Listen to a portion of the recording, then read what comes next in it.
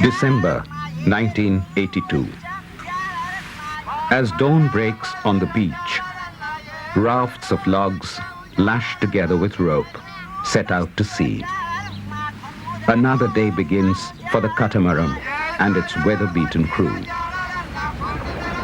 These boats will crest the surf effortlessly.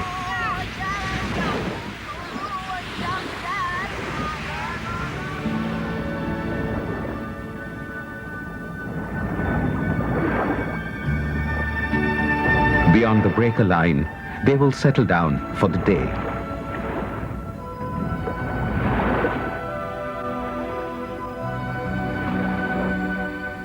In the late afternoon, they will return with a catch of shrimp, croaker, anchovy, mullet, and pomfret.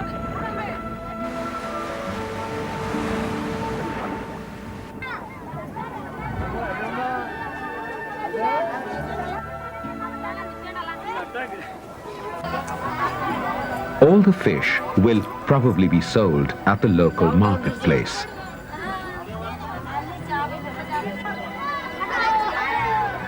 The wages of the men and the earnings of the women will just about feed the family and repay a part of what is owed the moneylender. Along 2,000 kilometers of India's eastern coast, much of it open beach, this is the way it has been for hundreds of years. And for the 200,000 fisherfolk of Orissa, Andhra, and Tamil Nadu, perhaps this is the way it will always be. The 9th of December, 1992. 10 years later. We are at Pentakota, a fishing village adjoining Puri in Orissa.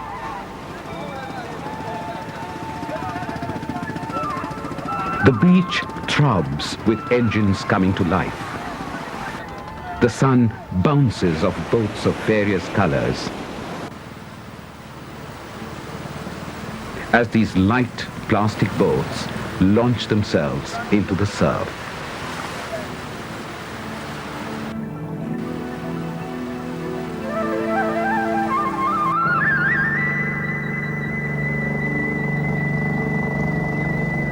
They will journey for as long as 12 hours before they shoot their lines or put out their nets.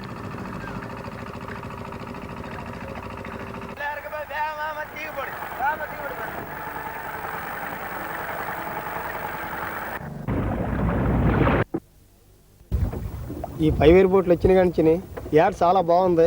ఎంత దూరం అన్నా వెళ్ళగలుగుతున్నాం. ఏటకాడ బాగా చేయగలుగుతున్నాం. పొద్దున్న 6 గంటల బయలుదేరుతున్నాం.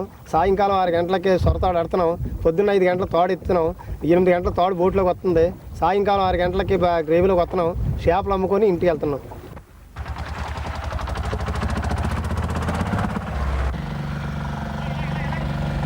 Next day, we watch as the motorized craft come in.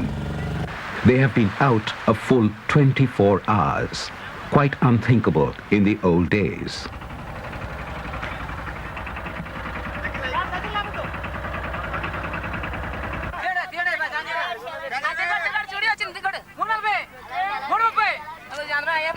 What is most remarkable is the catch. Seer, billfish, shark, fish of the deep, fish that run far beyond the reach of most traditional craft. There is change in the air. Of that, there is no doubt. There is a new level of energy. What is responsible for this change? Since 1979, the FAO's multifaceted Bay of Bengal Programme has been developing and demonstrating new technologies and methodologies by which the standards of living of small-scale fisherfolk, the toilers of the sea, can be improved. One of the major efforts over the last 13 years has been to design and build a better boat, one that can take off from and land on the vast stretches of surf-beaten beach on India's east coast. Simultaneously, BOBP has established the efficacy of the BLC through technical and fishing trials, and equally importantly, trained fishermen and extension personnel to operate, maintain and repair the boat. BOBP calls the boat the IND-20. IND simply because it was developed in India. The IND-20 is 8.5 meters long and has a molded hull made of FRP, fiberglass reinforced plastic, which is why you'll hear it being frequently called plastic boat on the east coast beaches. FRP construction helps in three ways. Firstly, it helps save timber. Secondly, compared to wooden craft, FRP craft are virtually maintenance-free.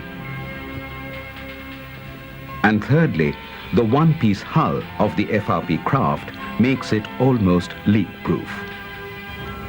Another important feature is that the IND-20 is decked, unlike traditional fishing craft which are open. Below the deck, there is space for icebox, engine compartment, fishing gear, and for the crew to have a bit of a rest. This greatly increases safety, both while crossing the surf and out in the sea. Also, of course, the deck makes for crew comfort, provides a dry corner to take shelter from the elements. With the deck, the IND-20 becomes far more ambitious than the Kattumaram, the Tepper, and the traditional Nava. It can venture offshore, stay out longer, and bring back catch traditional craft operators cannot dream of. Then there is the engine. Fixed engines like these, installed inboard, are not of much use if they project below the keel of craft that have to launch themselves from the beach and return to it, crossing the surf both ways. For the thousands of fishermen operating from open beaches, what is needed are craft with propulsion systems appropriate to their traditional launching grounds. It must be a craft in which the rudder and the propeller get out of the way in the shallows. What is needed is a liftable propulsion system. And this is the system that has been developed for the IND-20. An indigenous agricultural engine of around 9 horsepower, suitably marinized and provided with a water cooling system, is housed in an engine compartment that has ample space for easy access and maintenance.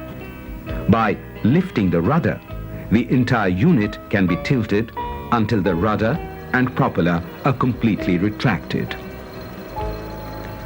Rubber bellows placed around the stern tube make it watertight and permit tilting of the BOP drive. The engine is capable of developing an average speed of 6.6 knots and is fuel efficient for running to offshore fishing grounds. And of course, not to forget the basics, the boat has a sail. To take advantage of favorable winds and thus save fuel, and also to fall back on in case of engine failure. This then is the IND-20 BLC, a beach landing craft developed in the interests of small-scale fisherfolk. It has 6 clear advantages over traditional craft.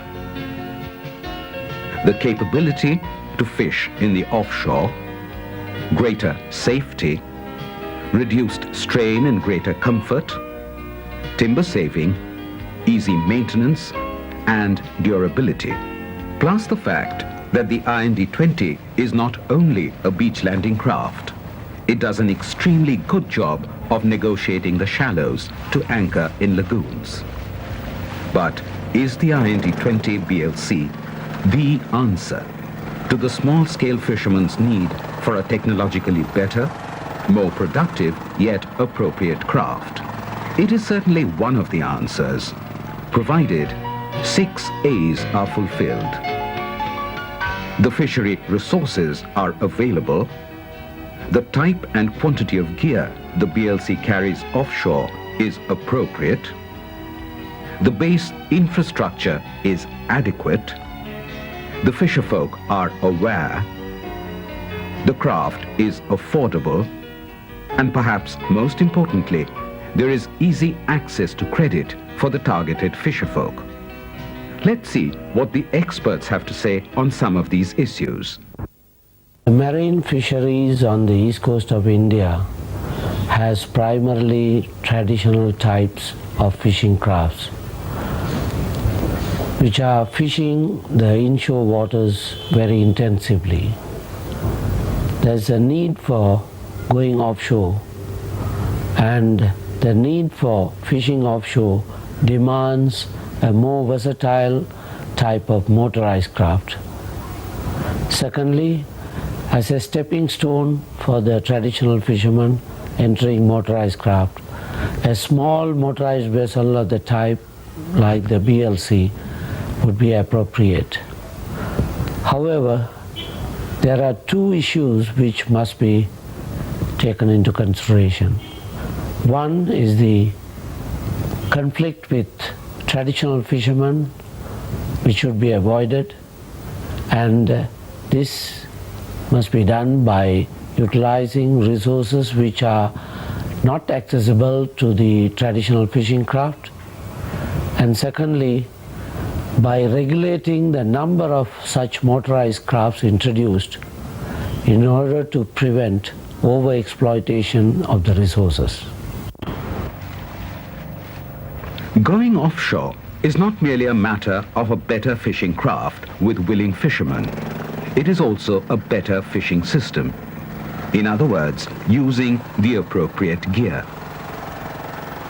If the Michelin craft start to go offshore and harvest less exploited resources such as tuna, shark and billfish, the diversification of the fishing gear is most important.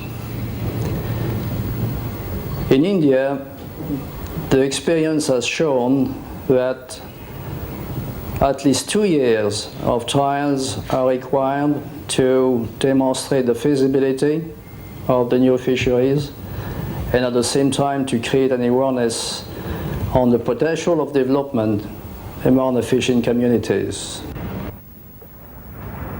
A case in point is Tirumalai Vassal in the Tanjavur district of Tamil Nadu. The introduction of the BLC and appropriate fishing gear made it possible to realize fully the potential of a relatively unexploited species, Sutton's flying fish. A better fishing system also involves more than just ensuring a better catch. It requires adequate infrastructure. Take the case of Pentakota. It has an engine dealer's outlet and workshops which ensure reasonably quick repair, maintenance and access to spare parts. Cold storage and processing plants minimize the chances of spoilage.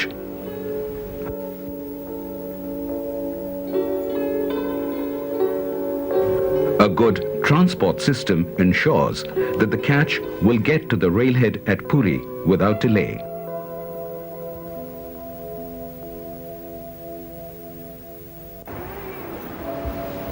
But take Konarak, about 30 kilometers further along the coast, and its fishing village of Chandrabhaga. The same type of beach and fishing conditions.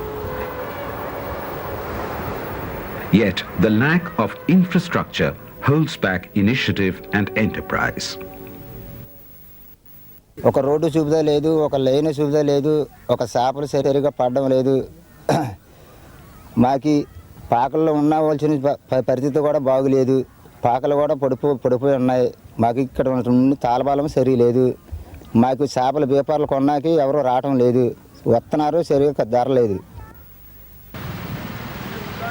To achieve what it is truly capable of then, the BLC must be supported by the right infrastructure, carry the right gear, and operate in the right fishing grounds. And of course, it must be owned and manned by men who know its strengths and limitations well, are able to troubleshoot, and are committed to the craft. Fisherfolk, before they accept a new or an improved technology, need to be convinced that the technology actually works and gives them the profit. Therefore, in the beach landing craft program, extension was an important and integral part, primarily through trials and demonstrations in fishing villages, where fisherfolk had the opportunity to actually work on the craft and see the results. One other aspect that needs to be considered is the number of craft to be used in such trials. One or two is just not enough. We really need a larger minimum number so that the activity becomes more visible in the eyes of the fisherfolk, and the data that we gather has statistical relevance because of its numbers. This brings us to the crucial question of access to credit, even for an affordable craft. Can a small-scale fisherman buy a BLC? No individual fisherman, not even a group, can put down a sum that is more than 3 times the price of a Kattumaram with an outboard motor, or twice the price of a timber nava. But then, many farmers cannot afford their tractors, nor transport operators their trucks. Yet, funding is available for tractors costing almost the same as BLCs, and trucks costing almost twice as much. So, not affordable is not the right answer. The flip side of the coin is that offshore fishing is lucrative. The BLC can pay for itself and more. The solution then is obviously that the fisherman has to be enabled, helped with easy credit to become the owner of the craft over time. Let us, for a moment, take a look at the track record. Today, in early 1993, 400 BLCs crest the surf at different points in the bay, strong testimony to their appropriateness. BLC development has also catalyzed a whole range of initiatives. The boat building yard of the Andhra Pradesh Fisheries Corporation Limited in Kakinada is the center of a great number of innovations in FRP craft. The FRP Nava, based on a modified BLC hull with fixed and liftable propulsion systems. The FRP Teppa, research and development of engine systems, and so on. మా సంస్థ BLC నిర్మాణంలో BOBP project ప్రారంభం నుండి అనుబంధ సంబంధం ఉన్నది. గత 10 సంవత్సరాల్లో సంపాదించిన అనుభవంతో ఫైబర్ గ్లాస్ నావలు, ఫైబర్ గ్లాస్ కట్టమానాలు తయారు చేస్తున్నాము. ఈ 30 అడుగుల ఫైబర్ గ్లాస్ నావ 27 అడుగుల beach landing craft IND mould నుండి తయారు చేసుకున్నాము. ఈ బీచ్ ల్యాండింగ్ క్రాఫ్ట్లో బెల్లో సిస్టమ్ని ఈ ఫైబర్ గ్లాస్ నావలో కూడా ఉపయోగించి, రబ్బర్ బెల్లో ఉపయోగించి లిఫ్టబుల్ సిస్టంలో మెకానిజం కూడా తయారు చేసి పల్లెకారులకు తయారు చేసి ఇస్తున్నాము. Most hearteningly, private initiative in boat building has taken off right in the heart of Penthakota village near Puri. 3 boatyards build the BLC, the FRP Nava and Teppa. Apart from boat builders, several engineering firms have got involved in the marinization of agricultural engines and other aspects of fisheries technology. Small technicians in Kakinada, Penthakota and Bhubaneswar are now conversant with improved boat building technology.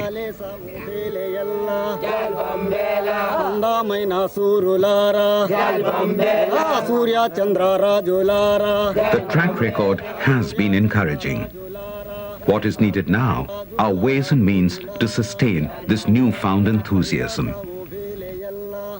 The government of India had spent, till the end of 1991, as much as $1 million on the effort. A large part of these funds went towards providing BLCs to fishermen's cooperatives at the district level on a part outright subsidy, part loan basis. But there have been some problems about loan recovery. Banks too have funded BLC purchase against collateral security. But since fishermen often do not own land or house property, people other than fisherfolk have tended to benefit from bank credit.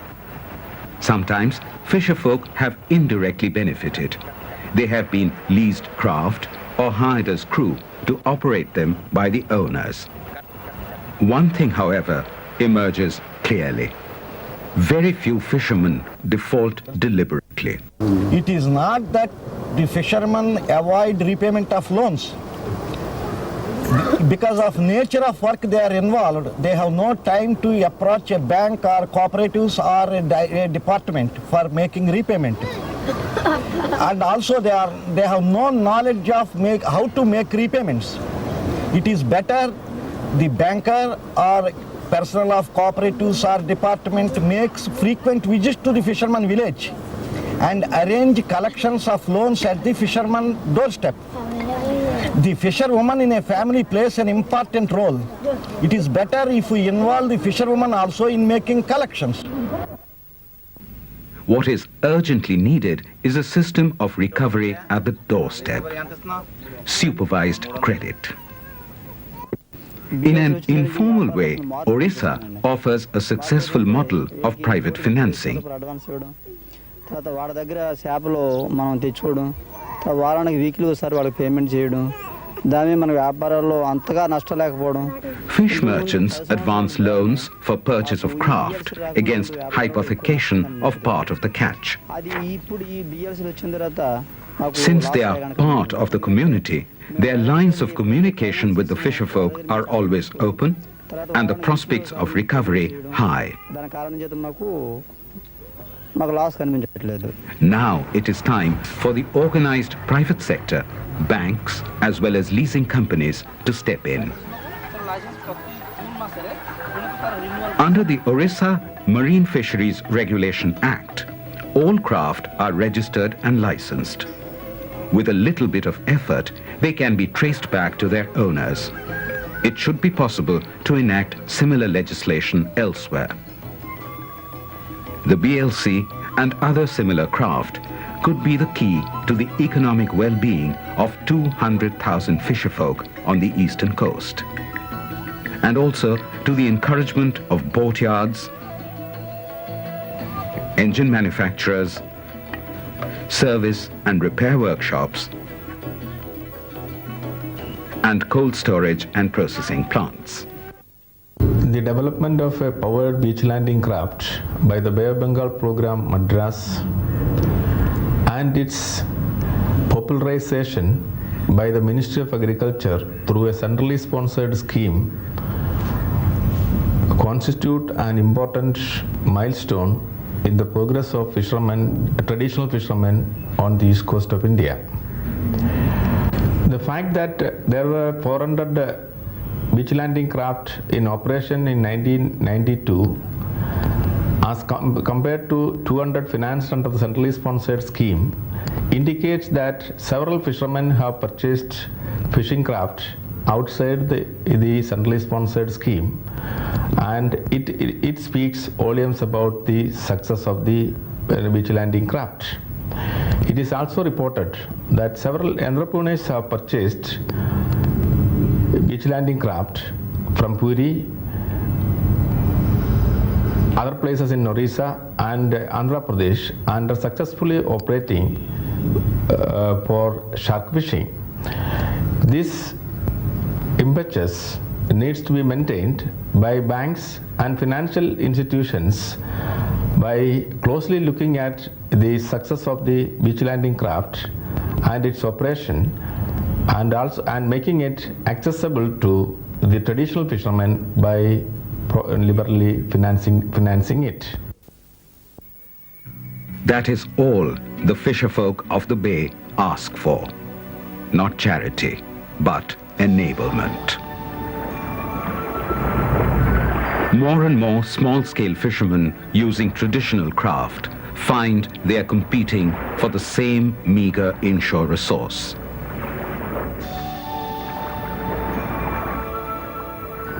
Large mechanized trawlers are at times making sorties into their inshore waters.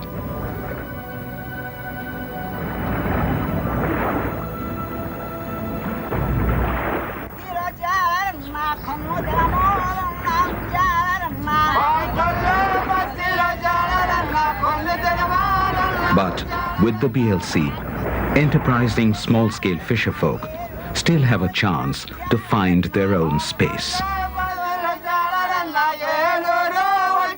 Enablement must begin now for better days in the bay.